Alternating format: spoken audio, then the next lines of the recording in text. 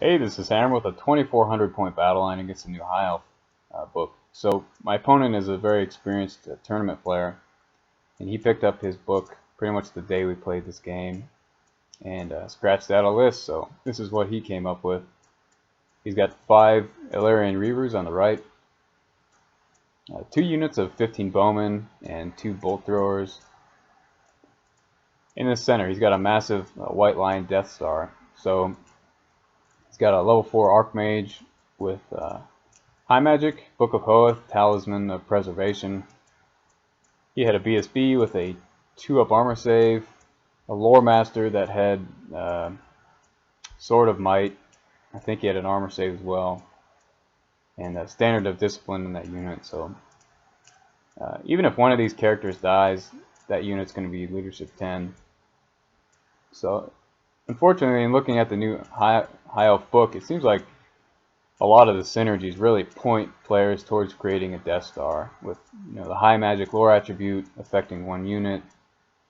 Banner of the World Dragon really kind of makes the optimal list be a Death Star, which is kind of unfortunate because I really like the old combined arms style of the old High Elves, but we'll see what happens.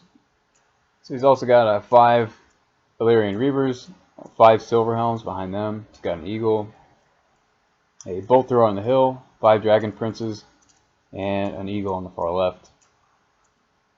So looking at my deployment, I've got a unit of 3 Chariots out on the left with I believe I had a Standard on them. I have a Screaming Skull Catapult. I have a Bone Giant with a Great Weapon. So that model usually serves as my Hero Titan. Kind of took off the blade and arms and did some other conversions on him. But for this battle, he'll be a Bone Giant with a Great Weapon. Thought that Strength 8 would be kind of fun to deal with Knights. Also have 20 Bowmen, another Catapult behind them, a War Sphinx with the Breath Weapon, 2 units of 4 Necropolis Knights with Standard Musician, 20 more Bowmen, Standard Musician with a level 4 of Nakara and a level 4 of Light, a Casket of Souls, and 3 more Chariots out on the far right. And he scouted 5 Shadow Warriors out on the far right as well. I didn't realize he had these Shadow Warriors, otherwise I probably would have just deployed my Chariots kind of facing the edge of the board. So here's his Reavers making their Vanguard move. So on Tomb King's turn 1, I make the movements on the left, as you can see. And here's a view towards the center. So if you see a dice next to a unit, that just means I got the buffed up 5-up ward save on everything within 12 inches of my Hierophant. So just wanted to protect him a little bit from his Bolt Thrower shooting. In doing so, I miscast and lost 1 wound on the rest of my dice. My shooting phase, 1 unit of Bowmen took down a unit of Illyrian Reavers out on the left. And my Screaming Skull Catapult scattered and crushed a Bolt Thrower. On High Elf turn 1, he declares a long bomb charge with his Dragon Princes into my Chariots. Fails it, but he has his Eagle right there to jump in front of the Chariots.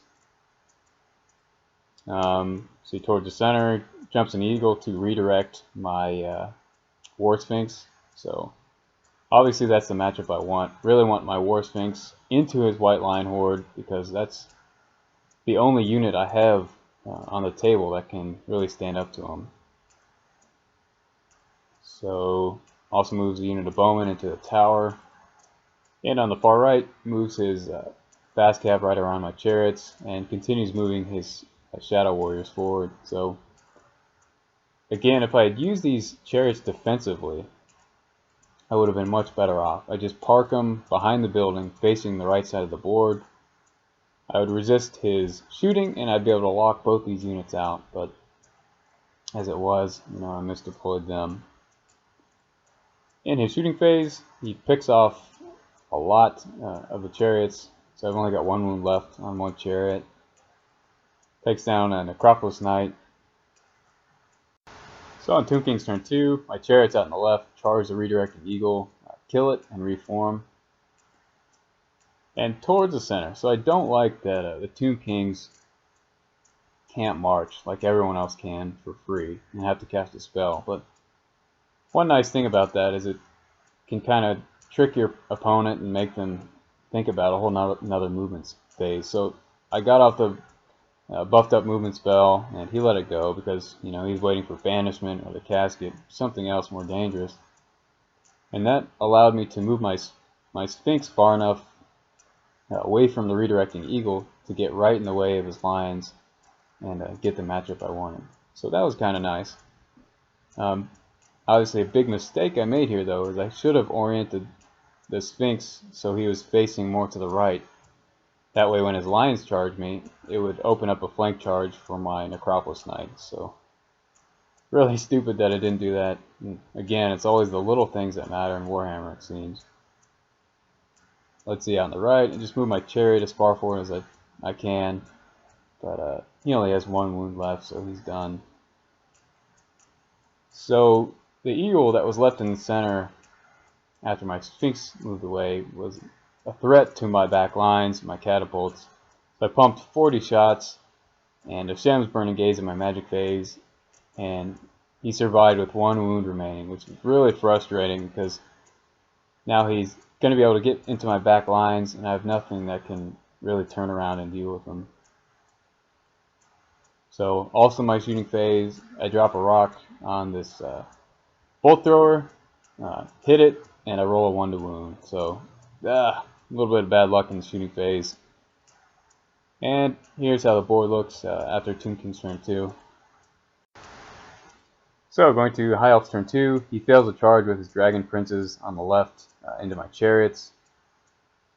So to compensate for that, he redirects the chariots with his Silver Helms, which, you know, I'm happy to take those points.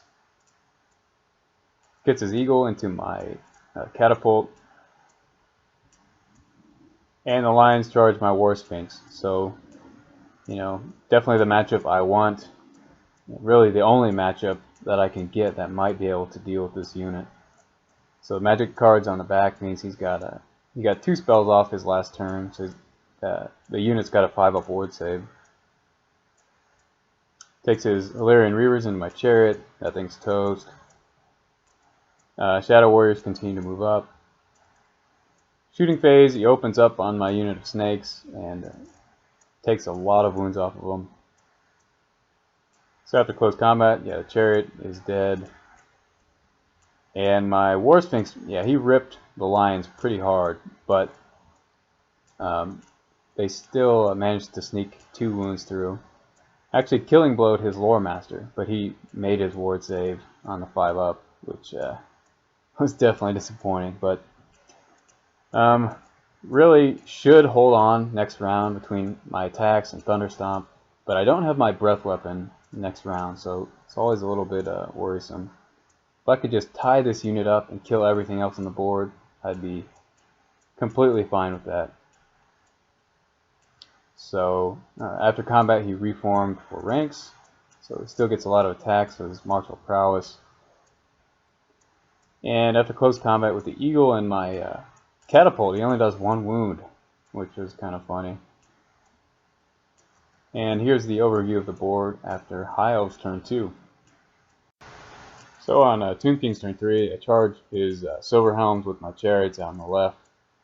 I try to terror charge his Dragon Princes with my Bone Giant, but he makes his test and I fail, pretty much ending up where I wanted to be anyways. I charge my weakened unit of snakes into his archers, and he kills another one with a standing shoot, so I'm really weak going into that combat. And my movement's here on the right, so I reform my bowmen to face towards his Reavers and Shadow Warriors to shoot him off, which should be pretty easy. And in my magic phase, I get Speed of Light off on my War Sphinx, which is really nice. So that means he'll be hitting me on 4s, I'll hit him on 3s, and really improves my chances to stick in that combat. And in my shooting phase, I kill 1 Shadow Warrior. It's pretty pathetic. After close combat, yeah, crush the Silver Helms to a man. I needed, I think, an average overrun to get into his princes, but I fail it. And in the combat with my snakes and his archers, so my hero snake beats and runs down the archers off the board after they fail their steadfast 8, so that was nice for sure. But in the center, disaster strikes. So I'd cast Speed of Light on that War Sphinx, and when we were rolling out this combat, we didn't even think about it. So he was hitting me on 3s, I was hitting him on 4s, and it should have been the other way around with Speed of Light up. And I specifically remember rolling a lot of 3s to hit and whiffing, but with Speed of Light up, they should have been hits, and it was just dumb to forget that spell. So, I hate it when I do stuff like that. So he popped my War Sphinx on my turn, meaning he'll get an easy flank charge into my Necropolis Knights, and yeah, that's the game. So on High Elf's turn 3, he makes a charge into the flank of my snakes. His Eagle that killed one catapult makes a charge into the second one. Dragon Princes go into my chariots, and they crush the chariots and reform towards my Great Weapon Bone Giant. So in the combat here with his lions, one of my snakes killing blows his Lore Master, so that was nice at least. I mean, obviously I wanted my War Sphinx to stick, but this is at least a decent trade.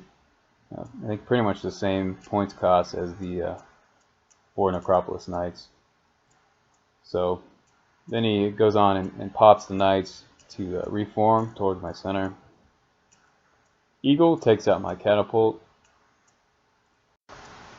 So on Tomb King's turn 4, charge his Dragon Princes with my Strength 8 Bone Giant.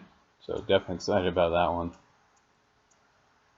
one. See, towards the center, I move one Bowman unit in the back forward to shoot off his Shadow Warriors, and the forward Bowman unit, I want to shoot off his Alarian Reavers.